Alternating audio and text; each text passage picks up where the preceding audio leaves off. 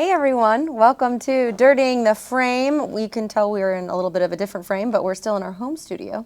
We're jazzing it up. We're keeping it fresh. We're keeping it fresh. It's like what we like to do. I would say a lot of our humor that the people like is our cutting back and forth between us. We're losing that Yeah. this time, so maybe we can swivel. I like that idea. This is good. Or I can like put my finger in your nose just to keep it fresh. Should we start over? I don't think he liked that idea. Hey guys, welcome to Dirtying the Frame. Today we are talking about... Jurassic Park, because I'm dressed like a zookeeper for You some look reason? great. Okay, all right, cool. You look great. Thanks. We are talking about, finally, the moment has arrived. I've been waiting all year. He's been so excited about this movie. It's finally a real fucking film. Okay, it's not a guy flying around with laser beams out of his eyes. From the man who loved... A spin-off. Or fucking... Brie Larson's tank top. Brie Larson's tank top 22 says. Yeah, hey guys, and thanks for bearing with us. Our cameras are being serviced, so we're just running off a DSLR. You only have one angle. The biggest movie of the year drops. We're so excited to review it. And we've got the smallest camera I've ever seen. We're on a GoPro. Yeah. Motorola Razr phone. We're talking about, can you guess it by now? Killers of the Flower Moon. Hey, you've got pretty skin. Thank you so much. What color is that? Translucent. This is exciting. Asaad's been very excited about this film. I will talk about my morning before I went to see this movie. Someone texted me and said, hope you drink a coffee before. It's 3.5 hours long. And I was like, oh, damn it, Asaad, you liar. He could have told, he knew. They knew. They knew. He knew it was long, and he didn't tell me on purpose. Am I right? I hate movies that are just too, I'm just like, honest, edit it. I thought it was 3 hours. When they had added the extra 27 or 28 Yes. minutes or something, I was like, Yes. damn, Marty. All right, You're doing the Marty. most. But- Remember The Irishman? Ugh. I do. I remember Ugh. 76-year-old Robert De Niro trying to kick a guy. I just spat all over myself. I was very upset. Yes, you were. So where'd you see that? Okay, I'm excited to ask you the same question. So I went and saw this movie at my beloved Alamo, which means I saw it a week later because Alamo has about 10 seats per theater, and when a movie like this comes out, it's sold out for months. God bless them. I had to They go. only have like 2 seats. Yeah, but luckily I think I went in the, I went in the evening. Okay. And managed to stay awake the whole time. Can you believe it? Asaad, where did you see this movie? I think no matter when you saw the movie, it was the evening by the time you got out. Honest to God, I started at noon and I was out of there by 8 p.m. Yeah, I had to cancel plans. I was in Dubai. I just had a birthday, so I was in Dubai. And as me being devoted to you and devoted to the DTF podcast. Yes. Like I have our to swimmers. Because guys, yeah, swimmers, thank you for joining. Our YouTube members, our Patreon members who are our swimmers. We have a big thing about seeing the big movie on opening weekend. Yes. We think that's a big difference because for a lot of reasons, mainly because the crowd is there. You get energy from the crowd. You see it like 2 or 3 weeks later, you might lose 70% of that crowd. Yeah, the buzz is worn off. The energy is a little bit lower about the Yeah. film. Or maybe even you've heard something about it. So Asaad saw this movie in Dubai. At the world's largest mall or something? World's largest mall. It was 110 degrees in Dubai. I don't know what that is in Celsius because they told me that. I don't know how to set it to my room. Oh, 27 yeah. degrees, maybe 27 Who Celsius. knows? I was in Dubai, and because I'm devoted to you, I was like, let me watch this movie on opening day at the world's biggest mall that has one of the world's biggest aquariums. Cool. You can Did you go see the... snowboard inside of it. You can spelunk What's that? inside of it, like dive. Spelunking means diving? I think so. Crazy. Someone check us if we're wrong. They will. I've heard the word, but I didn't know what it was. Yeah, so saw it in there. It's a fun word. And it had, I don't know the correct language. I should have learned when I was there.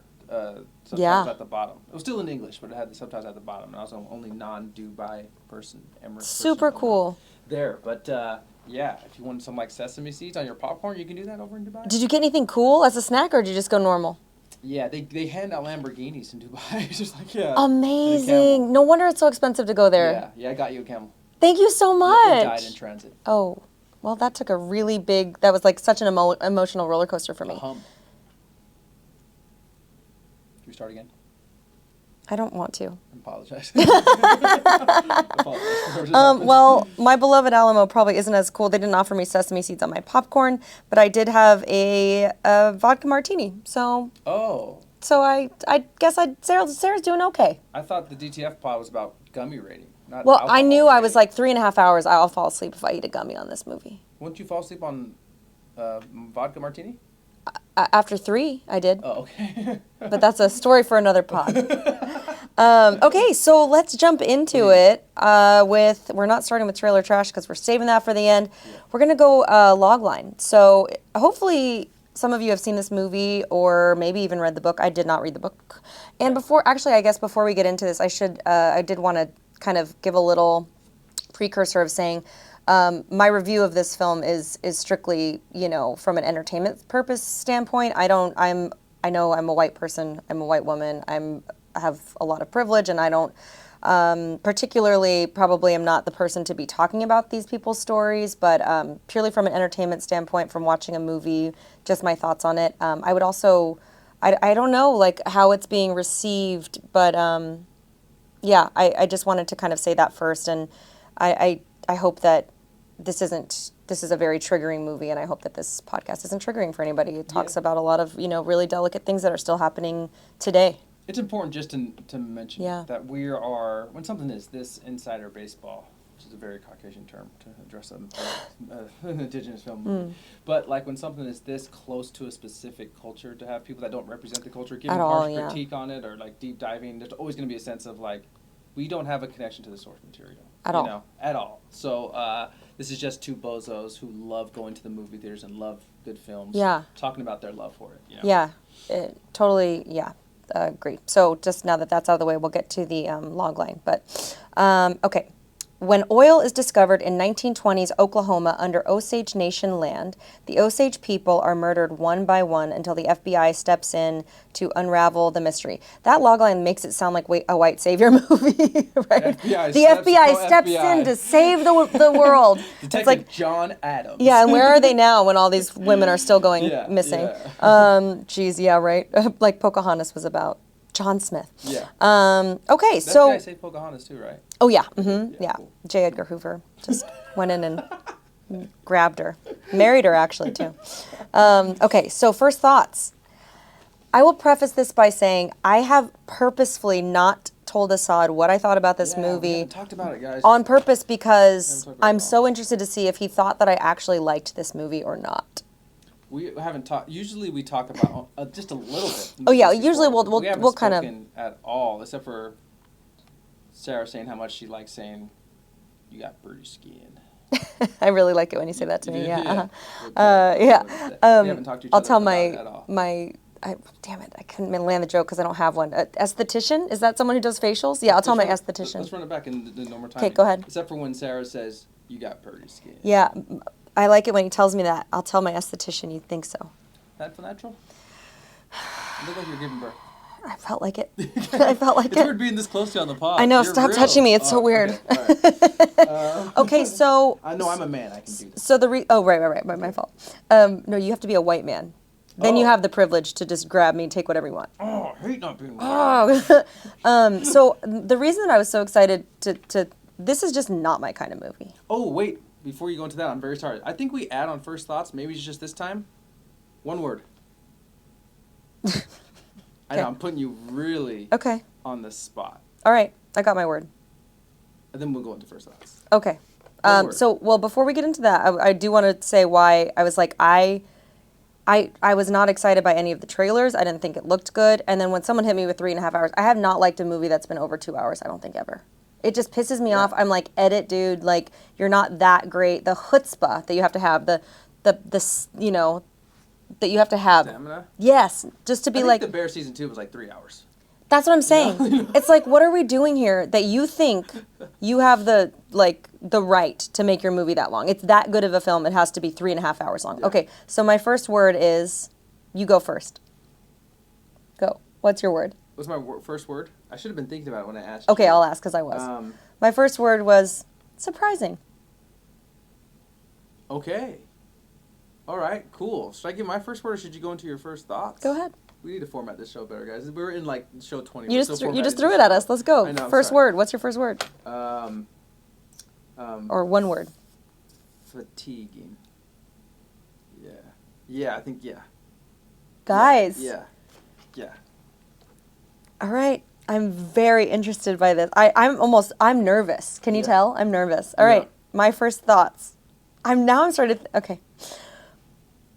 My first thoughts was I was very surprised I liked that movie. Surprised? I liked the movie.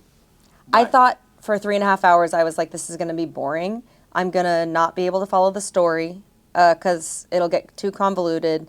If you need 3 hours to explain something, I'm just like, I'll probably fall asleep, miss part of it, not understand what's happening, get bored.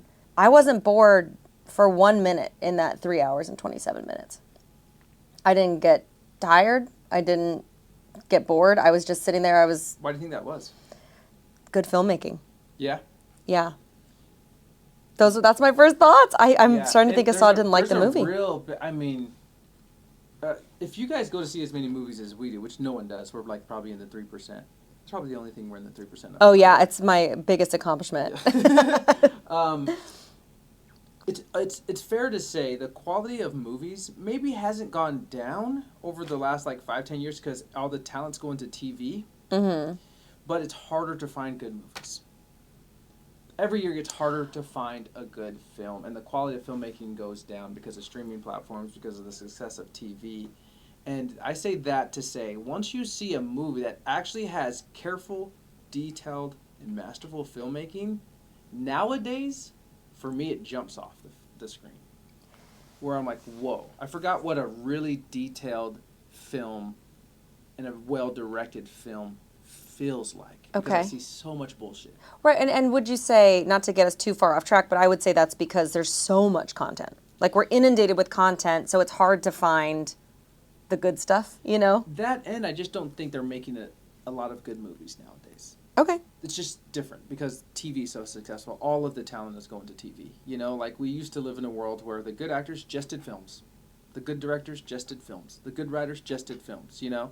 And now, like, David Fincher can do, like, a 6-part series on FX about this TV show he likes. So, like, the talent is more spread out. So you just don't get better films. Yeah. Plus, like, it's harder to... The movie industry's in trouble, and it's hard to justify big budgets for films nowadays. And so you just get tighter restrictions and not people taking, like, less risk in films. So you just get less good films. Yeah, because the CEOs want more money in their pockets. Yeah, that's always been the thing. You know, that's always been so the it's thing. like when you just but you were allowed to take more risk back in the day. I don't mean to sound like an old timer, but with this film, the biggest thing was like, oh man, I forgot. I was like jarred in the first 20 minutes. I was like, oh, this is real filmmaking. You know. Okay. First thoughts on it was, you know, it's a broad thought, and I will say, there's something happening that I actually am going to really be fervent in calling bullshit on, or admit that I might just not be getting it. Okay. And it's one of the two. But films that take on a serious subject matter feel like they have to be 3 hours. And I don't buy it. I agree. It feels like they have to commit to a runtime. Right. Because, like, I can't tell a slavery movie in an hour and a half. That would be I have to insensitive. take it serious. Yeah. I have to take it serious. And it seemed like, my first thoughts on it were like, story needed to be told, a story I wasn't familiar with, great acting, great directing, and it's given me all the things I've lacked from other films, and I found it indulgent, though. It's like, whoa, they're really spending a lot of time in this middle of the movie. I felt like people were getting murdered for 2.5 hours. Yeah. You know, and while they filmed it well and acted it well, I'm like, I couldn't stop, and I hate being a snob. I thought this was going to be my movie, but I couldn't stop seeing time cuts in it. It's like, that's a time cut. That's a time cut. Oh, what do you mean? Like, you could have saved time. Like, you could have cut that scene. Yeah. Yeah. Well, I don't know about you, but I did sense a bit that my first thing that I wrote under first thoughts was a white man the person to tell this story? No. Maybe. I don't know. They went through story rewrites a couple times from which perspective it was. And I know even, like, Leonardo DiCaprio had some input on it, too. Mm-hmm. We got to get to this before I forget, because I didn't write it down, so I don't want to forget. Mm-hmm. You know, Robert De Niro and Martin Scorsese went public saying sometimes they would laugh and just be exasperated by how much Leonardo DiCaprio was going off script. Oh. Martin Scorsese openly said that. Oh, funny. Martin Scorsese's like 90 years old, he doesn't give a fuck anymore. He's like, Leo. They said it in a derogatory way, kind of? I don't think derogatory. It's like, yeah, sometimes we would just laugh and sometimes we were exhausted how much Leonardo was going off script. Interesting. Right? Interesting. Yeah. Well, they do. I agree. Now, as much as I would say, like, I was shocked that I didn't get bored in this movie. Like, I think that they kept the action kind of going, and that worked for me. I will say, yeah, there definitely could have trimmed out, 20 minutes of the film. Yeah. They really make you sit with the dead bodies, huh? Okay, yes, and again, I'm torn in between two things like I was before. Either I'm not getting through our film, or I'm just like, I'm sensing the bullshit in it. With the dead bodies, there was a kid from Reservoir Dogs, an actor for Reservoir Dogs, I don't know if you heard about this, where he said he's an indigenous person. Is that fair to say? Is that how you say it? Yeah, I think so. And he thought the movie was unnecessarily graphic. Okay. And we joke a lot about on this pod, guys. We weave in and out. I think even Get Out was our first time getting really serious about race relations and social. We talked about it for a long time. Yeah. Did we? Okay, so we won't stay on it this much. No, if you please. don't want to talk about it, but it is a thing where I grew up as a black person knowing that in TV and film, it was a lot easier showing a black person die. It just happened all the time. I remember watching House and being like, oh, if the character's black, he's probably got and even black kids. Women too. Yes, yeah, and it was always like, especially if it's a white kid, they would never show a dead white kid. Oh no, or even a dog. Usually, or even a dog. But minorities, but I only saw famously as black when I was younger, just because I was like looking for people like me. No, it's like easier to show them dying. You're absolutely right. That's like a known fact. If you go back and watch I don't know how much better we've gotten. Hopefully a lot. Probably not. But like Law and Orders, things like that, like it's always so much easier to digest someone like a person of color being killed because you're not having to see yourself get murdered on film. Most of the people were white filmmakers and white, so it was easier to get that approved to have a minority. I couldn't stop thinking about that in this film, especially when I read about the kid. I'm sorry, I don't know his name from Reservoir Dogs, mentioning it too, who isn't like a Native American person. I was like, damn, man, I'm really torn in between. Cause I always take art over artist. People don't like that, but I'm always torn in being like, Martin Scorsese probably wanted to be like, hey, this is so horrific. A horrific thing happening that's it. To these people. I'm going to make you motherfuckers sit through it. I'm not going to skim over it. It's like when sometimes people justify like rape scenes and stuff it's like tough to watch. Like, no, we need you to feel uncomfortable for this person because it's that serious. Did you think it worked? In this movie? Yes. No. And what, you thought it was gratuitous? I did.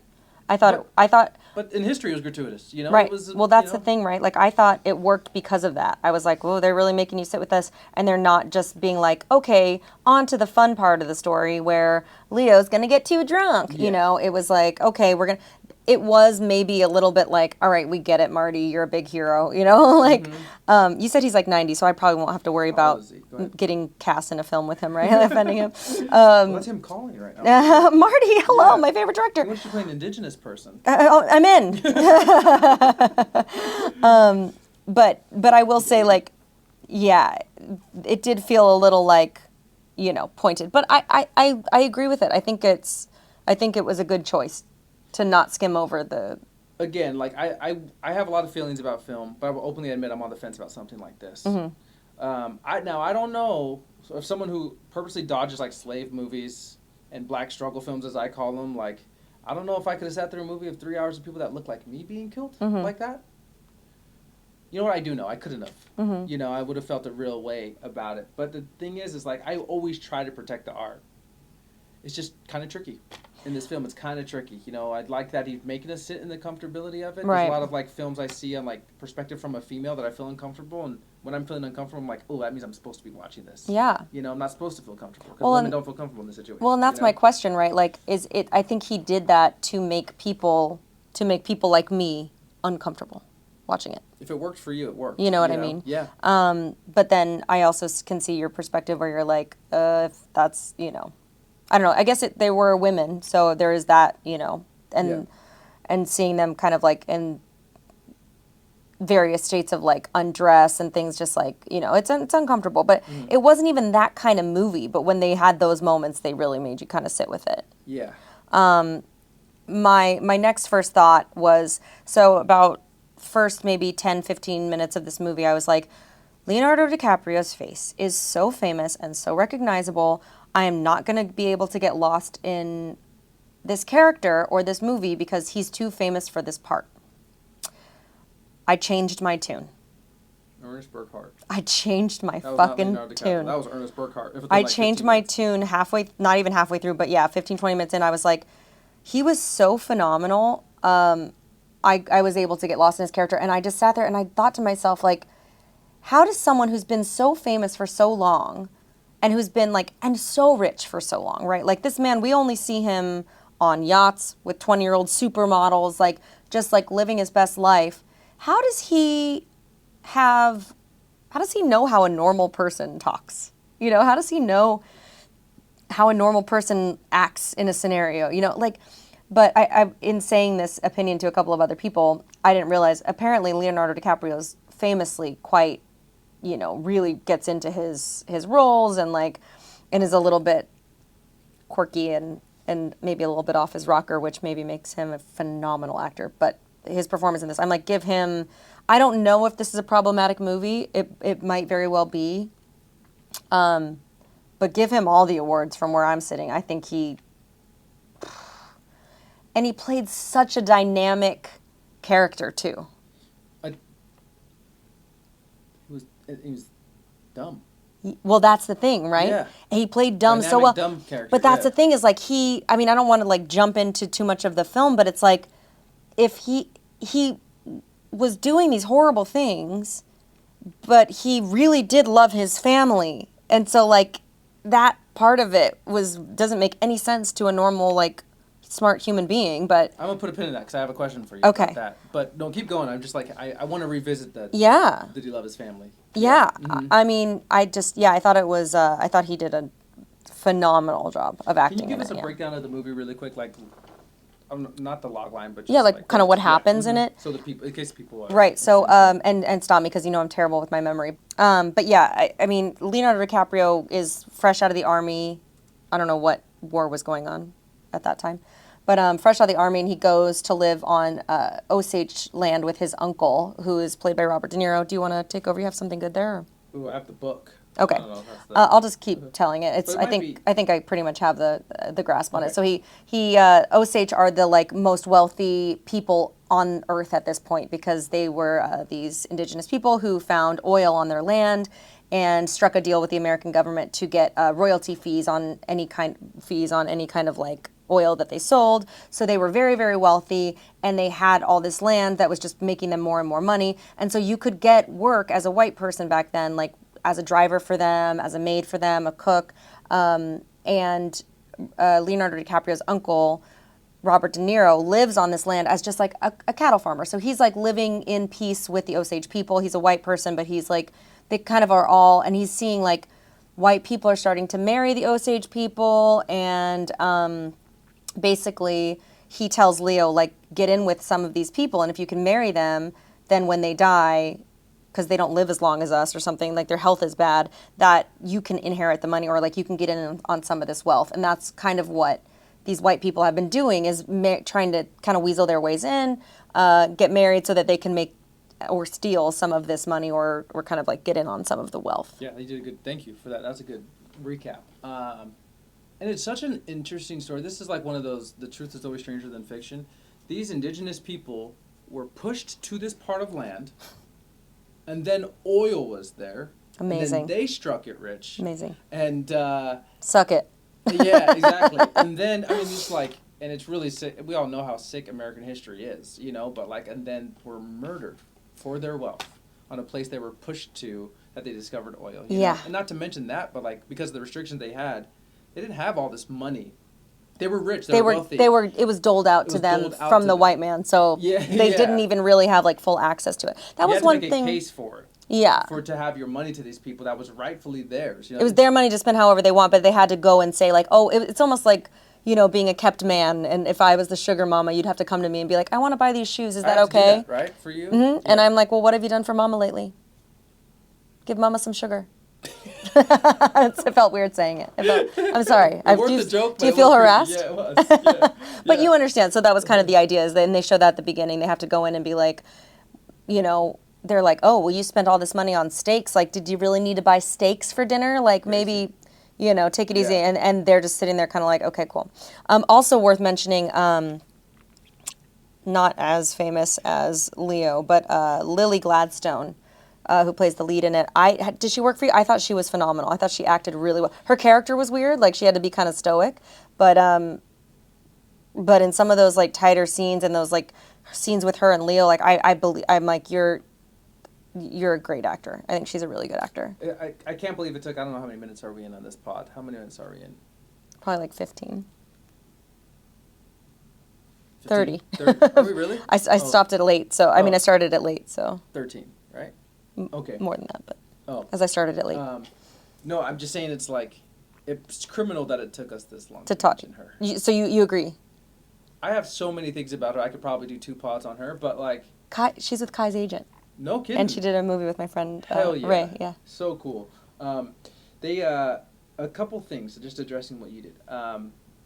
That to me, movies don't work like this. But once you casted her, I'm like, I wish the movie was told from her perspective. Yeah. Because she could have held it. Yeah. And all the things you said about Leonardo DiCaprio, which he's earned over his career, that like he plays a dunce guy that's conniving and does deal with a little bit of mixed emotions because he has a feeling towards family, but also is greedy and wants to make his uncle proud. I don't know if it's his uncle. Yeah. Wants to follow his uncle's plan.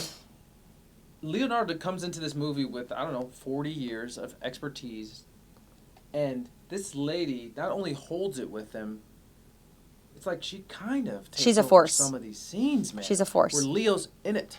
Yeah.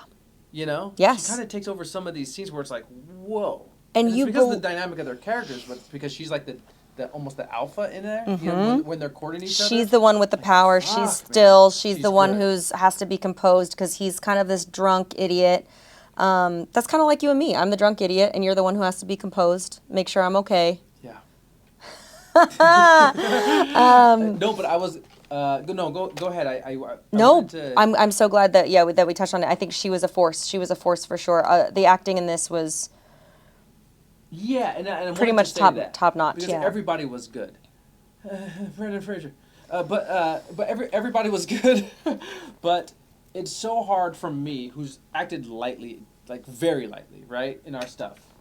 For me, naturally, it is one of the hardest things to play a person who doesn't talk a lot and doesn't emote a lot. Cause especially next to someone who's doing the most, yes, you know. Because it always looks like you're doing nothing. Right. And we talk about like having a lot brooding and how Daniel Kaluuya did it in Get Out very well. But like to be able to be still, not emote, and still make you feel things is a really like a master class level ability that she had in this. And she was doing it with one of the best actors of our time, you know, most of the scenes. And what my acting coach would always call it was the boiling pot.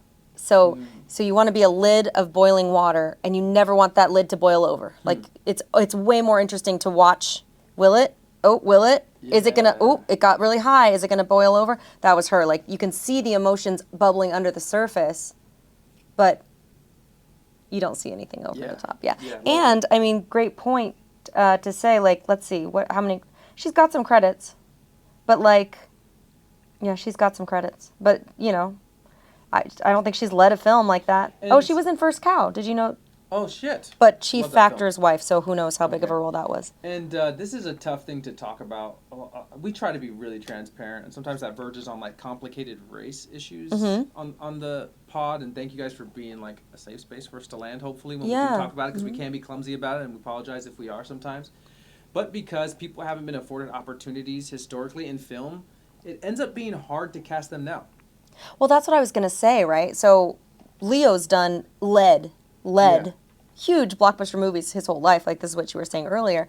And so I'm looking at her IMDb, and she's got roles, you know, she's worked. That being said, like Morning Shift Concierge, The Rancher, you know, Girl Number 2, Sunshine First Rate, like these roles are small. And then she got thrown into this like, hey, be the lead in a film that's about your character. Stand next to Leonardo DiCaprio and Robert De Niro, and she hit it out of the park. Good for you, Lily. Great job. Yeah. Nailed it. You stepped up to the plate. You were ready. The point I'm trying to make there is it's really hard to get a great actor from a specific demographic, race, or especially, creed. I mean, you haven't fostered years and years of giving those people opportunity. So this is the tricky part that I'll say, but like sometimes I'll see a trans person in a series or a film, and I'll be like, oh, they're not that good of an actor. And it's not that person's fault. It's because you haven't been giving trans people opportunity for 20 years. So there's like, that's a first generation trans actor. Yeah. You know, like, and that's why whenever there's a Native American film made or with indigenous people in it, I'm like, oof. Because they haven't had the opportunity to act, because film has always historically ignored them, to get a performance like this, I'm just like, whoa, that's, I don't know, it's like, I feel like it's casting from I don't know, that could be a smaller ignorant, pool, yeah. But it feels like a smaller pool, you know, but I don't know, not to put too fine of a point on it, but just really blown away by her. And I'll be honest, like, this is one of those movies, Sarah, where I can't tell you if I, like, hated it or loved it. I'm really in the middle in it. Like, I didn't dislike it because the craft is so good everywhere.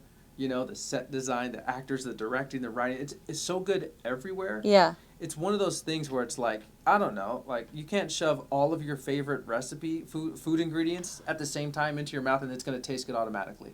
You see what I'm saying? Uh-huh. I think this was that for me. Everything about it was good. For me, I think it's the runtime and where we stayed in like the middle of the movie that lasted so long for me that I'm like, oof, maybe the execution missed me a little bit. Okay. Yeah. I have a question. I don't know if I just put it in my first thoughts because this drove me nuts and I was like, I gotta ask Asaad. I even tried to Google it and I couldn't find it. What did the mosquito represent?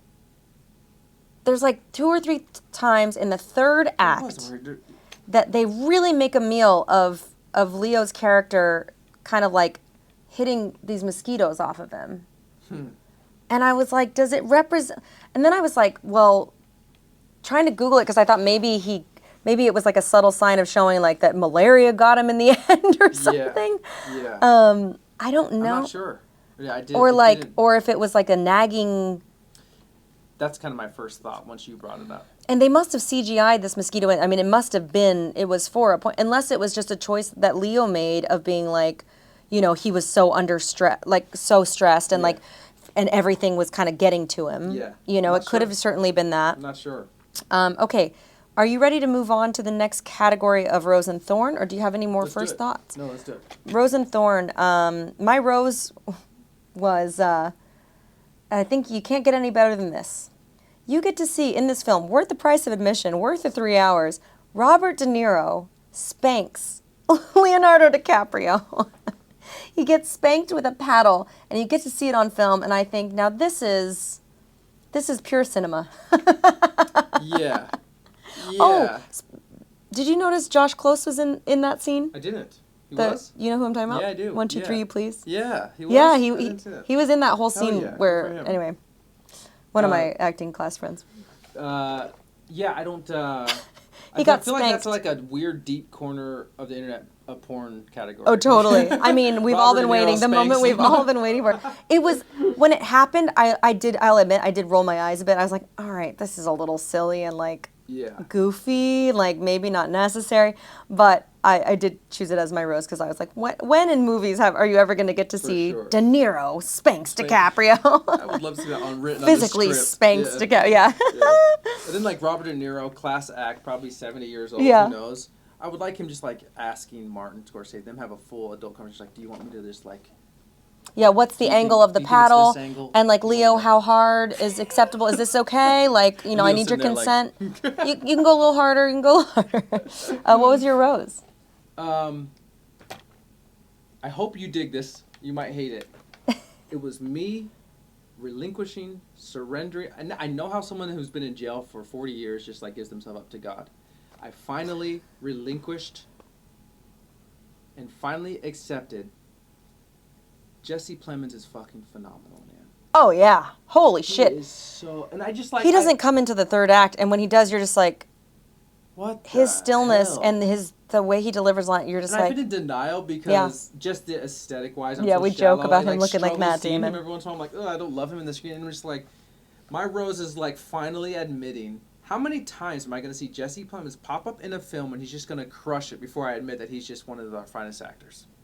Oh, yeah. And he's not in this movie at all. No, he's just in the third act, and I'm like, oh, and it's in safe hands. Once he's on screen, I finally, just personally, I was like, oh, I know I'm in safe hands for however long he's going to be in this movie. So Jesse Plemons was your rose. Yeah. I'm not going to talk shit, but a white man was your rose of this movie? I think he's half Tatanka. Nope. He's not? Two white men was my rose, so that's even worse. Spanking each other. Well, De Niro is famously married to a person of color. I think he's like Italian, so I don't know what you whites call Italian. White, I think. Unclear. Okay. Well, no, that's my rose. I think Jesse played. It's just like a moment for me personally that I was like, this guy is so fucking good. I probably can't stand up, huh? Let's do it. My thorn, Okay. I can do it sitting down. All right. Was Brendan Fraser. Jesus, Lord have mercy. What were we doing? What were we doing in this movie? What were we doing?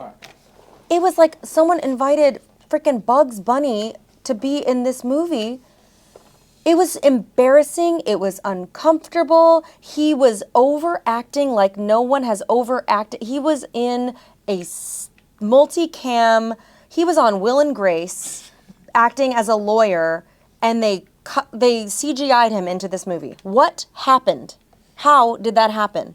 Were they like, was Scorsese like, oh, you just won an Oscar? We don't need a rehearsal. Just come in and play. Do you remember the infamous Starbucks cup in Game of Thrones? Yes. That was more fitting in that. 100%. I believed that more than I believed Maybe Khaleesi that made a stop. Yep. That she got a little PSL on her way to the meeting. Definitely. That was a meeting. They were they were meeting about who should, take over the throne. And she got extra whip, and she got a pup cup for her dragon. Pumpkin spice. That was more fitting. No, guys, here's the thing. I'm not exaggerating. I'm along with Hollywood because no one loves a comeback story more than Hollywood. Hollywood loves this. Every year put Brittany in it. She would have done a better job. Facts. But Hollywood loves this, and I get sucked into it too a little bit where it's like this person's career that we thought was over, they had a bad career, and they have this one huge role where it's like this person's back. When I saw that, because I saw The Whale, which was like Brendan Fraser's back, that was terrible. Fucking hated it. But I didn't see it. But I was glad for him because had Hollywood brand. I was like, oh, cool, he got a big win later in his career. But then in this movie, I was like, oh, so he's staying, huh? No, we're all set. We don't need him. Oh, it's like when Grandpa comes to visit, and then he's like, oh, he's gonna be with us for a couple weeks. He's like, oh. Honest to God, it was. He visits, but he smells. Guys, I'm not exaggerating. And my thought was in the film, I was like, Leo, whose face I've seen for so long, I can suspend my disbelief. Completely forgot who he was. Brendan Fraser, I saw in what was it called? Not Iron Man. He was the Frozen guy, Encino Man, right? Wasn't he in that? Yeah. Encino Man. That was like my shit when I was a kid. Mm-hmm. And every scene he was in, there was another scene like in the courtroom where he was just kind of in the background. And I couldn't keep my eyes off. He was just chewing the scenery, they call it. Just like, he ruined this movie. That's your thorn. He ruined this movie. I'm mad about it. Please make me stop talking. No, it's okay. Are you okay? No, I'm pissed, dude. You want to turn your chair around for a little bit? Yes, have a moment? thank you so Sorry, much. guys. Sarah's going through a lot. She dated a Brendan when she was young, and this Brendan reminds her of one. I'm not that white. Brendan. She dated a Brendan that made her watch Frasier, and it was just like a weird combination. My thorn. If it's not Brendan Fraser, GTFO. No, it's not. It's not. That seemed to be like we would mutually agree on Brendan Fraser. I think we would mutually agree on that. This fast forwards our story, but it's the last scene between Molly and Ernest. Oh. Not to give you too much. So refresh my memory. So is that when they both meet? They both were taken. Yeah. Like they each have a car. Molly has diabetes, and Leonardo DiCaprio is following Robert De Niro's wishes of let's kill these people off, make sure we get their money. So Leonardo DiCaprio starts putting some type of poison into her diabetic medicine. She's just getting worse, and now she's bad. It's been given to him, and he knows that there's something in it. Yeah. But I believe maybe he believed it wasn't killing her, just slowing her down. Remember? Oh, they made kind of a big thing about being like, it's just slowing her down. It's just slowing her down. Yeah. Maybe he did realize at the end. But for me, a lot of this movie was their relationship for me. And I thought it was heading towards this moment. And it might have worked for other people. But after she gets healthy, because she gets out of she actually goes to a real hospital, they start giving her proper medication. and they finally have this meet where Leonardo DiCaprio is in trouble because the FBI has sort of kind of apprehended him for all these killings. She asks him, "Was it you? Did you know he was like making me sick?" And he doesn't acknowledge it. That one, okay, not. And that's the last time you see them together. Mm-hmm. And and maybe it was my expectations that made this a thorn for me because I thought it was hurtling towards a moment of her actually finding out or like letting him know she found out, and it just kind of silently ended. And also, it's a great choice. I thought it was an interesting choice. It's an interesting choice, but it just really was unsettling for me as a viewer. Like, damn, that's the last time we see them together? Okay. Well, that's a good point. I will say, and we're just going full spoilers now because... yeah, sorry, I have to fast forward this. No, but I think the interesting thing there is that the penultimate scene where they meet up in those, they get driven and he's just gotten out of jail and they meet, she says, "Come home," and she takes him home. Yeah. Right? And I'm thinking, as a viewer, you're sitting there going like, you don't know that like the only reason you're not sick anymore is because you haven't been getting this medicine from him. Like that's the only reason you've been starting to get better. Yeah. And she still has refused to believe it. And then when she asks him point blank, that's when she turns on him and he ends up going to jail. Yeah. Because she turns on him. Yeah. But if she hadn't, he could have been off scot-free, but she turned on him, and that was the moment, because we're still like, oh, you're still taking this guy back after that, after like all of this has happened, and I guess there was like this kind of, room for doubt in her mind, and then when she straight up asked him and he didn't deny it, that's when she could have made her decision that she's like, okay, I gotta go. Yeah. And we just didn't need to see it play out as, the thought process there. But I that's fair. That would have been. But the thing is, it's like it fits her character. She was a silent person. She's very the whole time. stoic. She didn't get crazy the whole time. So it's fitting that she's like, I know you're lying. Do we have time to talk about their relationship? Yeah. I wanted to go back to what you said before. So you really thought he had a genuine love for his wife and his family? I do. He was just dunce. I think he was dunce, and I think he also just kind of like was able to separate the two, right? So, and that was another point that I had written down. It was like he got so upset when he finds out, when he's in jail, he finds out that his daughter has died. And he had this whole breakdown about it, and he got so upset.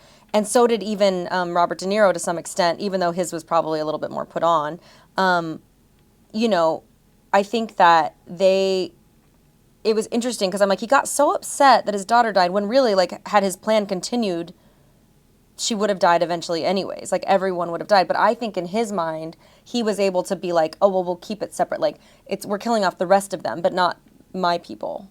I think he genuinely did love them. Gosh, I just disagree. Well, that's fine. Or maybe he just loved the money so much more. Because I don't know if some of the most powerful scenes is when Molly is sick in bed and he's giving her medicine and he's crying because how sick she is. If he's knowing that medicine is slowing her down and they're having that dramatic of a moment, whew, man, I don't think that's dumb. I don't think that's dense. I think that's maniacal. And the truth is he's a puppet for Robert De Niro's character, but if he can sit in that scene with her crying for how long? Months? See, I saw it a different way, right? Yeah. Like, I saw it like he was really like, this medicine's helping you. Like, I don't think he really realized that they were killing her. I think he was like, oh, she's just sick because she's, like, got the diabetes. Interesting. You know? And, like, she's not getting better. Yeah. But maybe he was crying because he felt guilt? Well... I mean, we could sit here and discuss till the cows come. There's a million. It would be really interesting to see an interview with Leo or if they answer the questions, like what was the actual like thought behind that, Accent police. Okay. Is there a teeth police? Because Leo had some teeth. Yeah, he had some teeth. But go ahead. My accent police. I detected accent. Who? The woman who played Anna, so the sister who was like a little loosey-goosey and drunk. Oh, yeah, I liked her. I liked her too. And again, I did look her up on IMDb. She hasn't had a lot of experience. She hasn't had a lot of work experience. So I will say I firmly place the blame on this in the accent coach, the dialect coach, which they certainly have on a movie this big. she was talking like a Southern belle like this when everyone else was talking like this. You know, it was like very like mid-Atlantic to like, and then she was like, well, y'all just trying to kill me. And I was like, what are you doing? What movie are you in? Going for it, what she's I'm doing. probably peeking so loud. I'm sorry. I should start Going talking. for it is what she's doing. She was just like, oh, I'm just getting drunk out here. Sit with me, Mama. And everyone else had just like a totally different accent. And I just thought that was wild. But again, I do not blame the actress. I thought she did an excellent job of not overplaying the drunk or underplaying the drunk. But her accent was all over the place. Or not in line with everybody else's. Yeah, I feel it. I have next Gummy Rating. Okay. Since I'm sitting by you, do I get a Gummy Rating now? I'd love to hear yours. I'm a bit. Before we get into Gummy Rating, okay. are you surprised to hear that I liked this movie? I am. I'm surprised to hear that you didn't. You are? Yeah. Yeah. I'm surprised that you Which liked it. says something about me because I should know by now you don't like any movie. Curmudgeon Corner. Listen, swimmers and Last Second Season supporters, we will have an end of the year awards podcast. I don't know what we're titling it. Right now, it's roughly called the Sarah East. I don't think that works very well. It's a bad one. The floaties. The floaties I love. That could be cute. I will prove that I like movies. I'm sorry every pod I get on here I'm like, Casablanca was too Casa. But I loved Bottoms this year. I loved Talk to Me this year. That's it. We ran out. All right. We ran out of movies. Oh, you love Theater Camp? Love Theater Camp. Brie Larson's Tank Top. Mm-hmm. That's coming out soon. I can't wait till you have to pod about Brie Larson's Tank Top. No, you're Fuck gonna yes. let me guess what's gonna happen. Sarah will be like, I actually liked it, and Asaad will be like, this movie stunk. No, the trailer's already with my top 5 movies of the year. Can we both wear a white tank top to that? Whatever you want. Hell yeah. All right, cool. Okay. Gummy Rating. Gummy Rating. Think about yours because you're gonna give one. I have 0 gummies. Damn. 0 gummies. 0 gummies. Not to say it's a perfect picture, but I don't think you need to be high to watch it. I wasn't. Yeah. And if I didn't have to be, you don't have to be. Yeah, and I would say I'm with Sarah on that. I don't think this is a movie you want to be in. I mean, for me, when I take a gummy, if it's an emotional thing like this was, Yeah.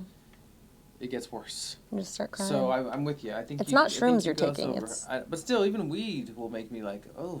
When I see bad things on weed, I'm like, it hits me harder. Mm-hmm. And the thing is about Killers of the Flower Moon, guys, it is not fun. It's not fun. It's not supposed to be fun. Oh, certainly not. You're not in for No. a ride. You know, it's not an epic. But I thought it was good, and that's another reason. I mean, I know we're talking Gummy Ratings practically and also just metaphorically. Yeah. So I thought it was a really good film. I thought this was a really good picture. Yeah. I called it a picture. I stepped back into the 1920s Yeah. to review this film. That's how good it was. They got a good outfit over It's there. a good picture. They got a good eh? outfit going over. Yeah, I think this movie, I was so excited for this movie.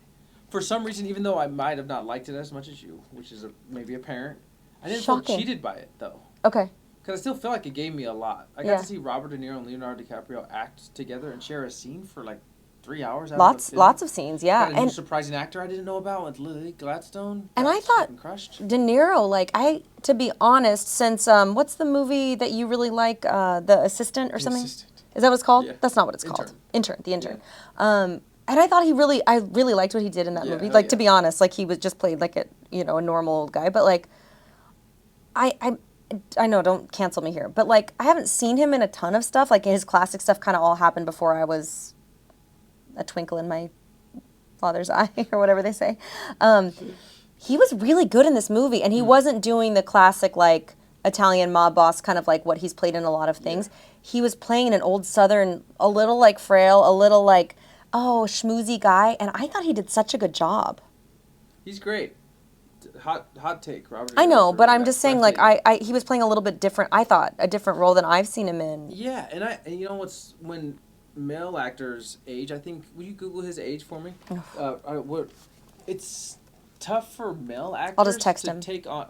Hey, Bob. Hey, Bobby D. Not to be confused with all the other Bobs in your phone. 80. Pattinson. But you calling Robert Pattinson Bob is insane. Twilight Bob. He's 80 years old. 80. He's 80 years old. Twilight Bob is how I have him saved in my phone. Twilight Bob. That's how you have Robert Pattinson Yeah, say it's just Bob, first name Bob, last name Twilight, Twilight guy. You meet him at a party and not Yeah. even knowing it's him, just like Twilight. And then guy. just like, hashtag Team Jacob. I don't know, I'm sorry, I took it too far. So Martin Scorsese's 80 years old, Robert De Niro's 80 years old. Yeah. They did have to get these shoots done by 4 p.m. Yeah. Every day. So they get to Sizzler, get the early bird special. No, it's just. By the way, no shade to Sizzler. Very good. They're Love a sponsor. Sizzler. This segment is called the Sizzler Sizzlin' Topics, where you get 14 items. No, that was great. I was like, oh my gosh, he's riffing. He's doing a great job. But this, honestly, Unlimited Sunday bars, if you mention the name of our pod. But honestly, other than being bullshit, because this is serious, this cast was fully loaded, like our baked potatoes on Sunday. If you're, sorry, He hates high-fiving me. Good job. Amazing. It's rare that someone in that age range will try something fairly new. Because I haven't seen. I'm with you. I don't think he's played the character like this. Right, and he was doing like a little Southern accent. It all worked for me. He did His an accent intern, coach. too. Like the different characters he's taken on in his old age. Yeah, that is cool. One point about this before we go to trailer trash that I do need to bring up, a real uncomfortable moment for everyone, I do believe, was when Marty cast himself in his own movie. Marty, can I talk to you for a second? Marty, we gotta talk to you. I love your career, right? You're so good at directing, so good at it, like really good. Loved all your films. Loved The Departed. Thought it was weird you added a little rat at the end of it, but loved the movie otherwise. You've proven enough. You're really good at what you do. I think you should just stay in your lane. Yeah, and we want to encourage your creativity and new ventures in your old age. If you want to start painting, maybe you could start painting in your Pickleball? sunroom on your days off. Pickleball, maybe not pickleball. He's a little old for that. But casting yourself as not only an actor, but the actor that puts the icing on top of a pivotal movie, moment. We don't have the right to tell you not to. I just think we're not saying not to. We're not saying not to. Because no one would tell you what to do. You're Martin Scorsese. Yeah, you're great. We're saying we could have gone in a different direction. Maybe we could just tighten that scene up a little bit, and by tighten I mean remove it. And by it we mean you. Yeah, we mean you. If you could remove yourself from the film, that'd be great. Thank you for joining us. Thank you for giving us Mark Wahlberg's performance in The Departed. I really believed he was racist. And Margot she'll validate you on the way out. Thank you. Margot Robbie, yes, Thank you. Yeah, for she's you. Here. Yeah. She walks you as well. she'll walk you there. That was good. That was good riffing. That was good. Yeah, that was good riffing. In all seriousness, Martin Scorsese takes the stage. What the fuck, Martin? It was very strange, and I could tell that he was trying to show. He was trying. You know, we live in a very tricky time. It's hard to say things without being, wrong or canceled, or the internet is a powerful thing. People can research and tell you why you're doing something wrong. That was not me, to be clear. That was not me throwing my voice. So I'm sure that he tried to do this out of not from like I'm going to be the star of this. I think it was probably to be like, I take this very seriously. It was like a moment where he stopped the film's narrative, and like read from a piece of paper like some facts. Yeah, it already jumped from the storytelling already. Which I did want to ask you about too. But just as a quick, I don't want to glaze over that point. Like that was insane. That took me right out of it, and it was so weird. And it was like, why would you stop your story? 7 a.m. Last day of shooting. 3 months. You're out in North Dakota. Yeah. Guys, Al Pacino's going to be here in an hour. Oh, Martin, I'm sorry. I didn't tell you. Al Pacino canceled. Who could take his role? Who can step up and do it? Know. Give me a piece of paper. I'll read it. I played Robin Hood when I was 7. So that was a little wild. And what did you think about the way that they ended the movie? So they, instead of doing the classic, words across the screen, 7,000 Osage were killed, blah, blah, blah, blah, blah. They decided to go in a different direction, which I did think was interesting, and it was a creative leap.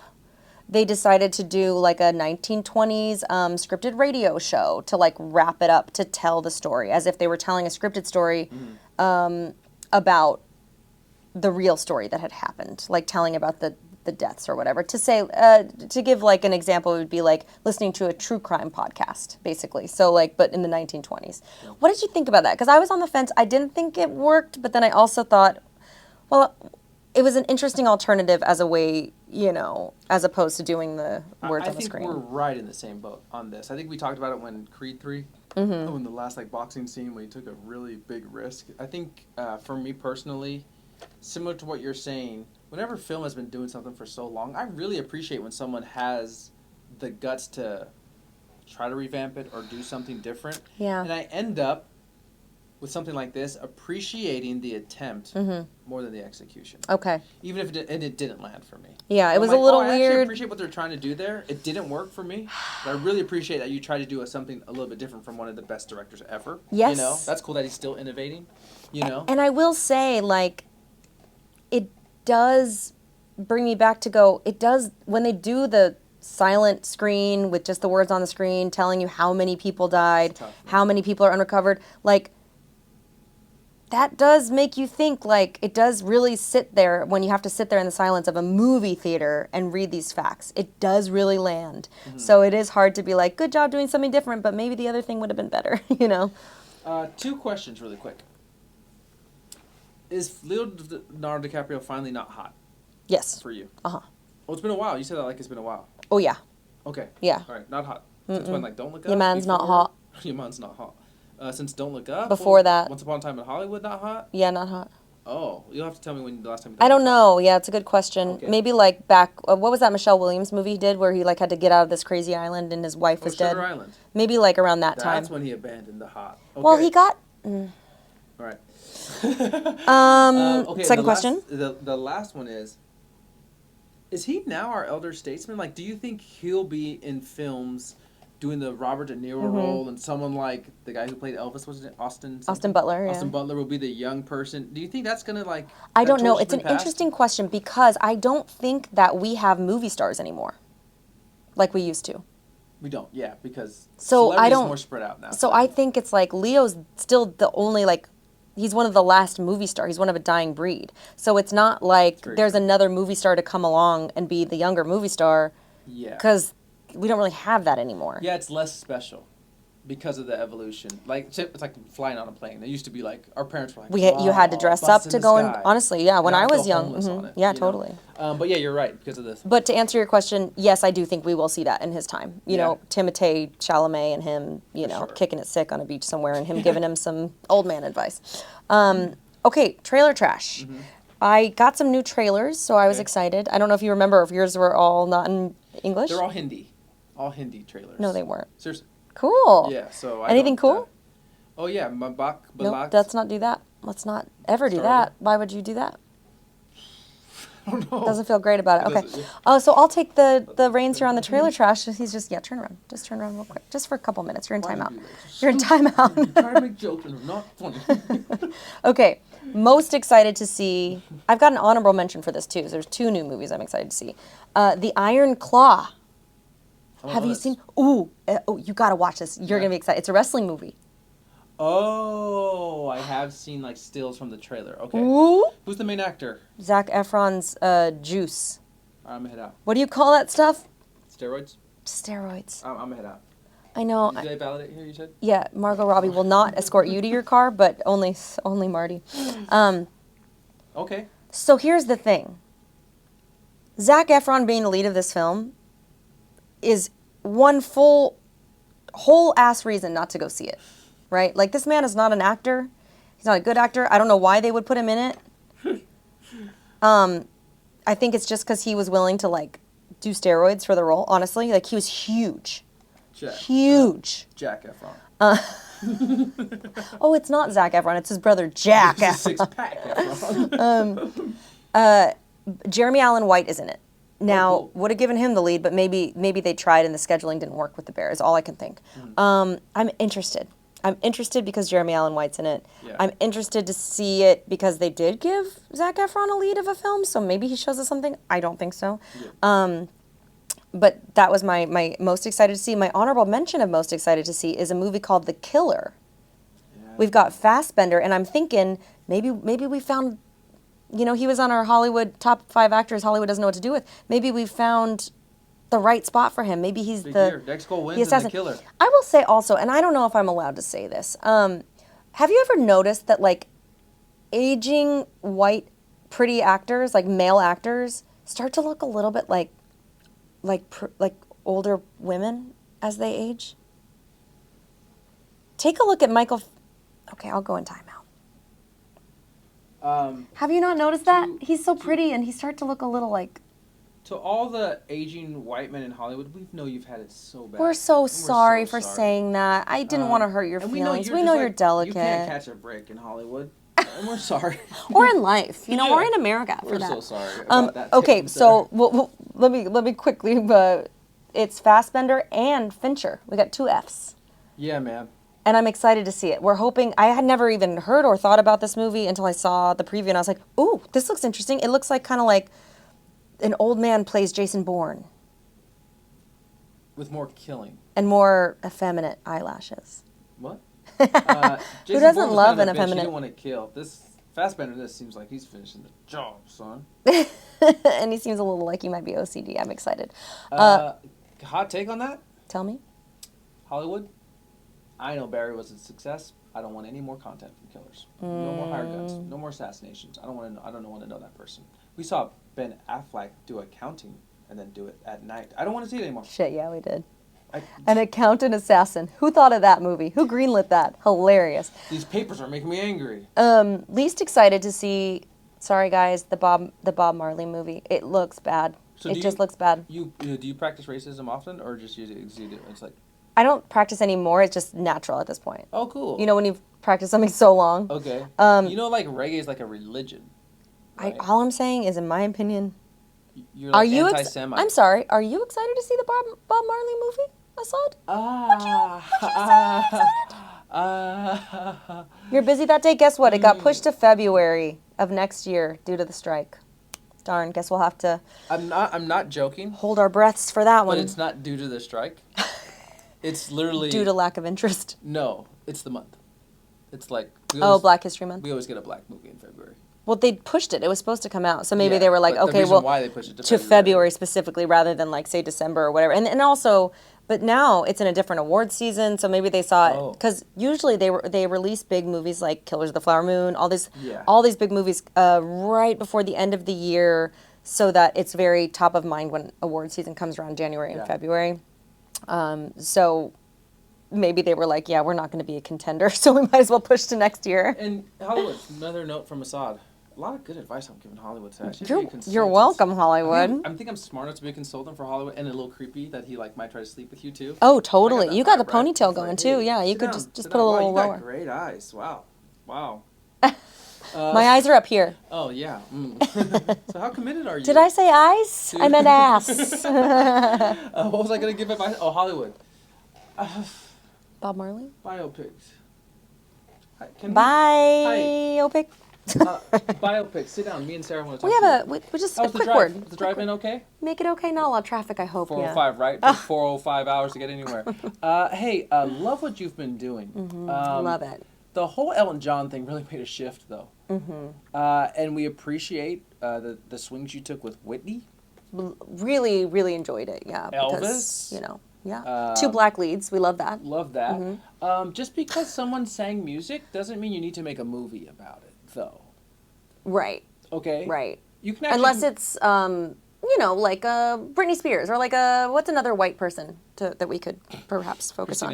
Christina Aguilera, Justin Timberlake. These are kind of the people that we want to see. But in general, we want no more movies about people that sang songs. Okay, thank you for coming in, and honestly, that's basically thank you so much. You can go, and no, we don't validate. Unfortunately, no, we don't want that. We don't want your headshot. No. I'm sorry, we can't take that. Can we take that? We can't. It's a COVID thing. We can't touch it. We'll call. We will. We'll yes. Thank okay. you. Thank you for coming. Goodbye. Bye. God, biopic. Am I right? Oh my God. What's next? I think it's a great time to wrap it up and say thank you for watching. Sorry, anything. What you thought of Killers of the Flower Moon. I'm sure you already have in the comments. Yes. And then that's it. That's Tell us what you thought of the first season of Killers of the Flower Moon. The first season.